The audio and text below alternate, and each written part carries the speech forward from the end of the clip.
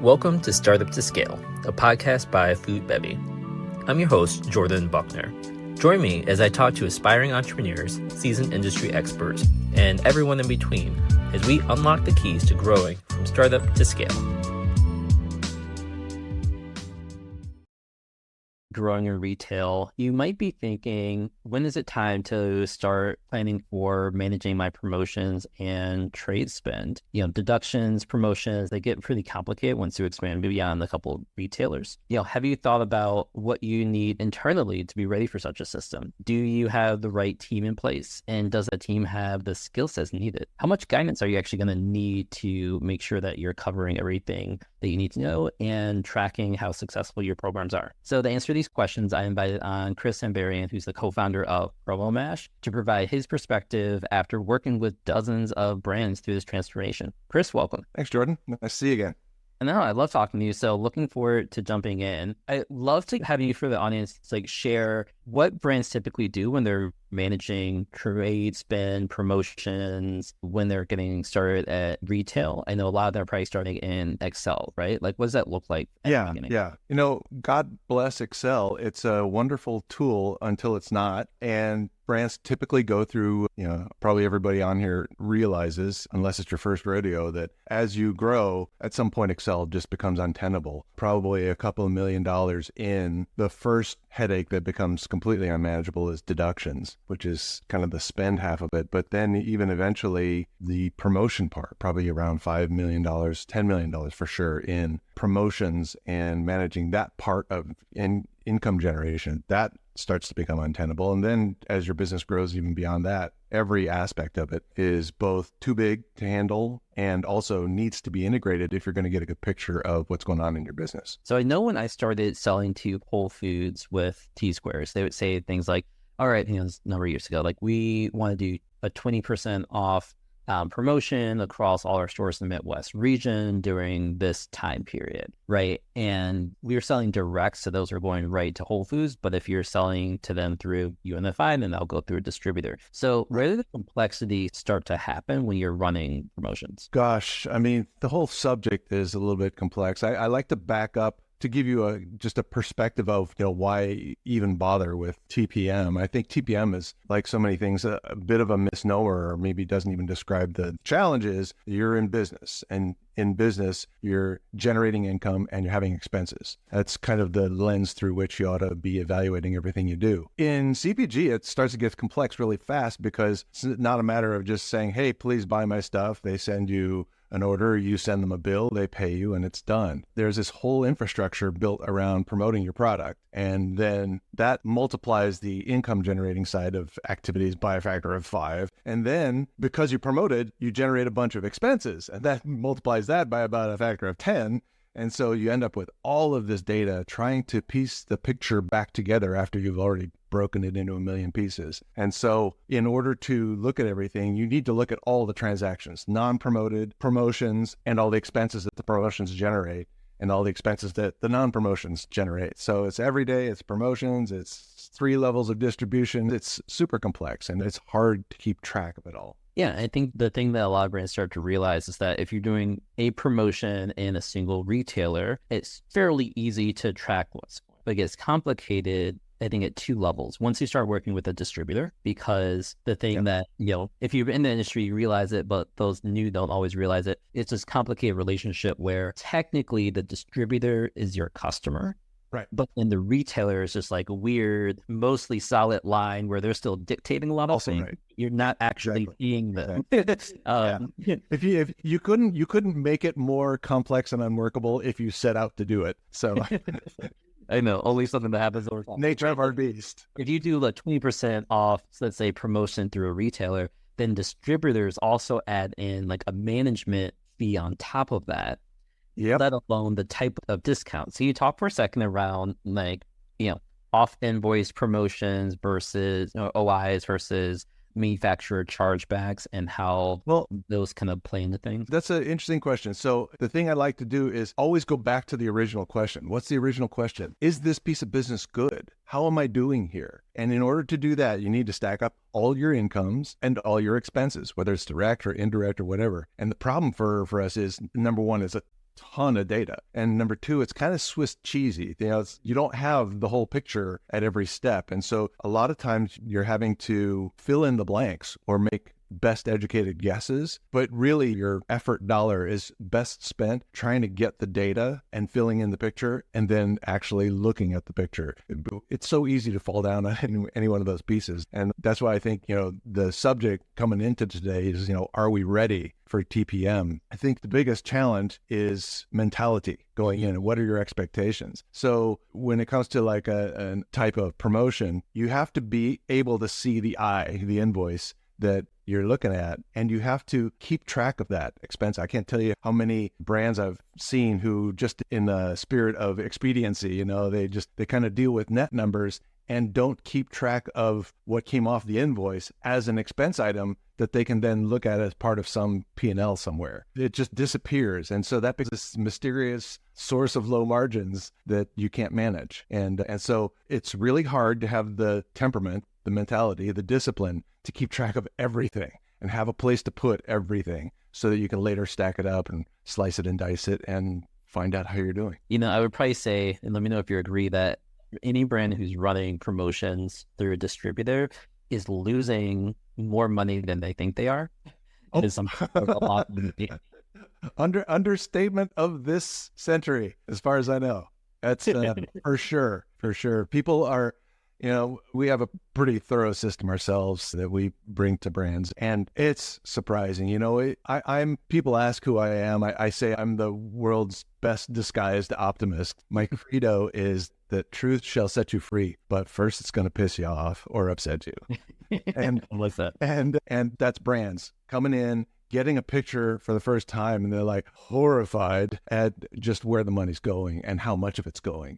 But it does explain why things are worse than they thought, and they have a handle on the football now that they can grab and manage and improve and make it workable. So if you're looking as well, correct me if I'm wrong, but like when the brand's doing a deduction, right, as we were kind of talking about, they're setting a promotion schedule, usually with the retailer, and then that needs to come through a distributor who's actually maybe buying product, maybe a different volume for that promotion, and then that gets charged back as a deduction. And as the brand, you also need to make sure that number is correct, right? That they're discounting the correct percentage, along with then tracking what the impact on that promotion was at retail, right? If you discount the product, what are you getting back from it? What's that return on the investment? And that calculation really what you help brands with. Yeah. Well, I mean, that's a really good question. So in order to properly answer it, you really need to look at what does it take to get that result, that view of what's going on. And first of all, you need to have a structure. You need to have a place to put the data. Second, you got to go get the data and input it. And then third, you have to kind of analyze it. And the getting the data part of it is there's some expertise in there, but there's a lot of tedium also. That's another thing that people fall down on is like, who wants to sit and enter all the data all the time? It gets to be a bit of a grind. So you need to be really systematic about it, need to do it at scale. Most brands either don't have the time or the skill set or the desire to do it.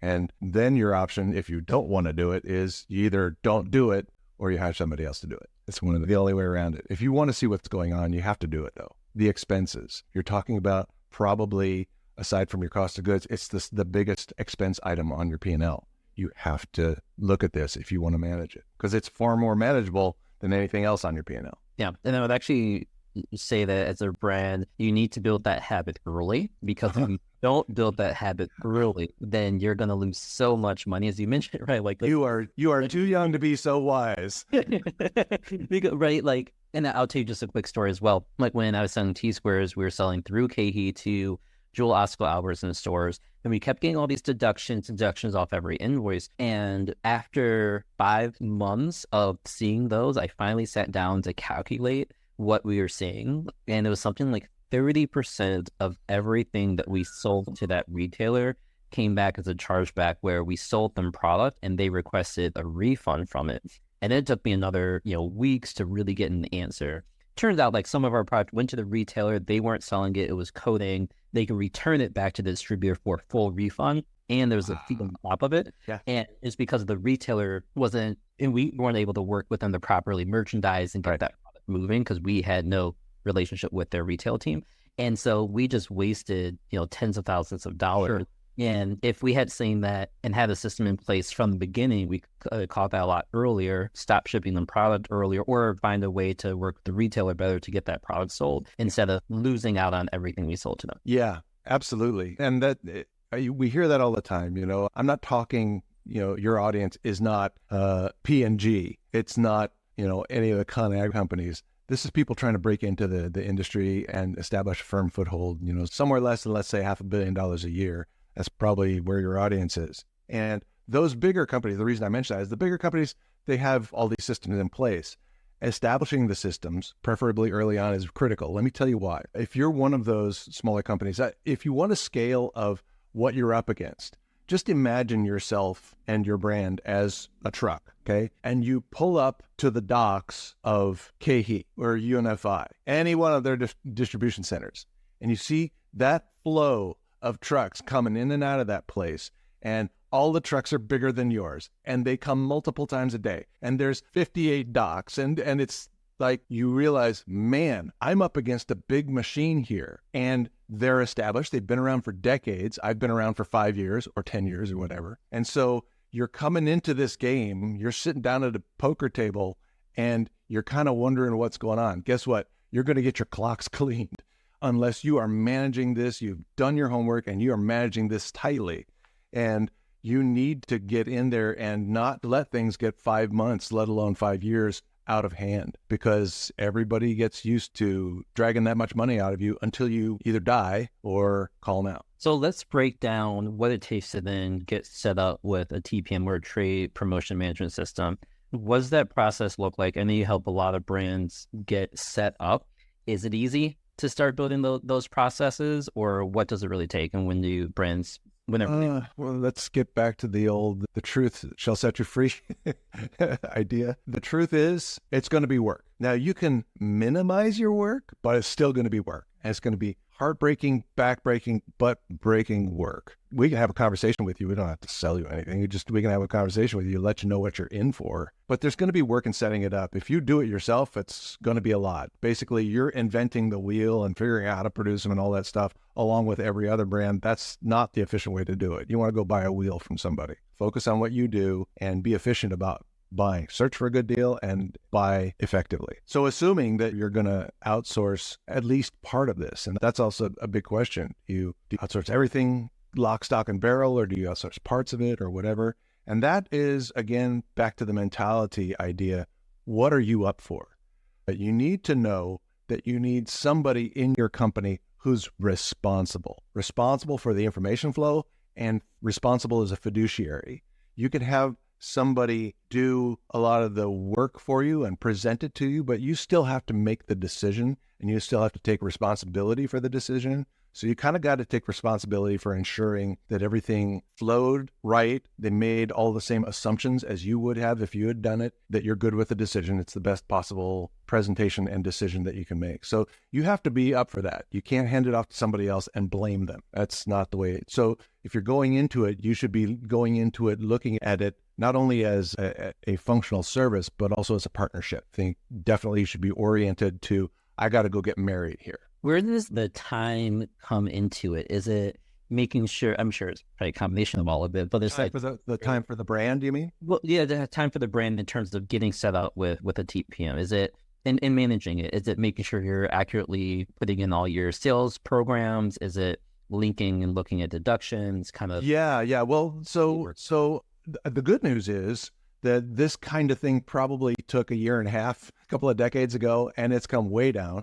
But you're still talking about, like, I would say nominal is about 4 months. If you're deliberate about it, it'll take you about 4 months to get it up, running, and, somewhat smooth. There'll still be a few things to work out for a few months, but you'll be in a better spot than you were when you started. If you are super focused and throw a lot of money at it, you can probably get it down to a couple of months, 3 months maybe. So you're talking about 2 to 4 months in an aggressive case. It can take longer as long as you want if you drag it out. Is this something too where you find it's best for companies? I know you mentioned like having $5 to $1 million, like having a dedicated head of sales who is like managing this. Is it usually like they end up having an analyst or someone who's helping set this up and input data and then having a head of sales who's analyzing, who's making decisions from it. What does that team structure look like in terms of who succeeds at using it? Gosh, it's a really good question. And I have to think about that because in dealing with a bunch of brands, I've seen all of the above, but I'm not sure which one right offhand is the ideal person. Head of sales, yeah, but they're not as focused on the overall success. They're focused on making sure the sales happen. And I think a lot of the problems that we encounter is because you delegate the responsibility to a salesperson who really doesn't have P&L responsibility, and they're just going to go make sales happen at whatever cost. And you really don't want salespeople being in charge of profit. So I think that's not ideal. I think an accounting person, a clerical level person is not ideal because they don't have the wherewithal to take responsibility for it. So ultimately, I think the best person is somebody who is that fiduciary, the person who has P&L responsibility for whatever part of the brand we're talking about. That could be in early stages. That could be the founder/CEO. It could be as you start to get a little bit bigger and maybe overdue for a system, or maybe you're currently having a system that isn't working for you. It might be a sort of product manager type of level where it's kind of the CEO's P&L right-hand person who does all the pricing administration and P&L analysis and whatever. They may have analytical people reporting to them, but I think it's got to be somebody who really, the buck stops there for that person. That's going to be the most motivated person. And they need to have the ability to order people around. Hey, make sure that Promomash has all the backups, set up the systems, do this, do that. And they can either do it themselves or they have people that will follow their guidance. Yeah, that makes a lot of sense because I'm sure you've also seen companies who have gotten started but aren't fully utilizing systems fall out because they don't. We're not alone in that. For sure. Right. No, everyone, it happens across every type of software, but they don't come in with the right expectations. So I think a lot of times it might be a founder who's like, oh, this is going to be great. But then having the consistent data entry and strategy, I think that's the hard part, right? You need to someone, as you mentioned, who knows the P&L, has the strategy, who knows the promotions, but also has an eye on the deductions and understands. It's hard. It could, also not everybody has a unicorn like that who has, all that. So you might have a committee of people who've banded together and said, we got to help the situation out here. And no one of us is smart enough to do this by ourselves. So let's all get together and we'll knock it out together. So I think, that's a possibility, a probability. What was the first part of the question? Yeah, having one to, I was probably thinking like there's some like decision who's in control. Of it, and probably a couple people who are working on it, who are checking on the different parts. Someone from sales, probably someone in accounting who's looking at deductions to see how they all tie together, but ultimately it probably needs to come from one champion. Yeah, I think the challenge starts with human nature. I talked about optimism before. People tend to look at something and go, oh, that's the solution to my problems. And the problem for us humans is that most of us, wait till something is bad before we actually jump into action. And so then you continue to make decisions that are kind of short-term in nature, which is how it got bad to begin with. You don't make the long-term decisions. And then by making another short-term decision, you're just going to be disappointed again. So really, I think the thing that we can do to assist ourselves the most is be really disciplined about suffering in the short term, but making a good long-term decision about how you approach it and investing in that long-term decision until it pays off. So you're taking a risk by saying, hey, this is going to hurt a little bit in the short term, but I'm going to benefit from it. And I think there's probably even more of a reason to get started early, because if you only go with one retailer, you can develop the standard operating procedures and get into the system and get into the habit and the groove. And then so it's repeatable when you grow versus trying to backdate in information for everything that's ongoing. I think that's, while that's idealistic or ideal, something, I don't think it's going to happen. Again, people don't do stuff until they have to. Yeah. And if you can get by on the back of an envelope or in an Excel workbook or whatever, I've seen people come in, literally, they've got an Excel workbook with 120 tabs in it, one for each of their banners. And I'm like, holy, and they wonder why it's broken. They wonder why it's going to take, 9 months to onboard and to replicate all their systems and everything, is because they're approaching their business in just a really, I don't want to use the C word, but crazy way. And these things happen. You see a whole spectrum. Some people come in and they have their stuff all together, and it's like just sliding into home base. But others, it's really what we're doing ultimately is we're just modeling your business in software and then maintaining the model. And if your business is super well run, no problem. And if your business is not set up right, we're going to model that, or we're going to attempt to model it, and we're going to bump into those problems and probably need to resolve it. And a lot of our function sometimes is to just say, guys, best practice is not this way. we should go and streamline this or do this a different way, and something that works better and that other people have demonstrated succeeds. Well, I'll end with this. I think if you're a brand listening to this and you're looking for a better way to manage your promotions and make sure that you are getting the money and the ROI that you're expecting, look at a TPM like Promomash to really save you headache. It requires some work, as you mentioned, Chris, and I appreciate your honesty there. But then once you get set up, you can develop that muscle in that system so that's repeatable. You can understand your business. So ultimately, you reduce your costs, make more money, can better dispute deductions and chargebacks, and ultimately run a successful business. Yes. Thanks. And ultimately, again, I'm an optimist. The reason we're in business is because it does make sense. You're going to benefit from it long term. It might be a little less than that sort of idealistic, optimistic idea you had in your mind, and it might be a little bit more work. But if you approach it as, hey, I'm looking for a partner who I can work with to make sure that this happens, then I think you're in good stead. Appreciate it, Chris. Thanks so much for being on. We're going to drop information in the show notes about Promomash as well. But definitely this is something to keep an eye out for your business. And as you grow, put those systems in place. Chris, thanks for being on. You bet, Jordan. Take care.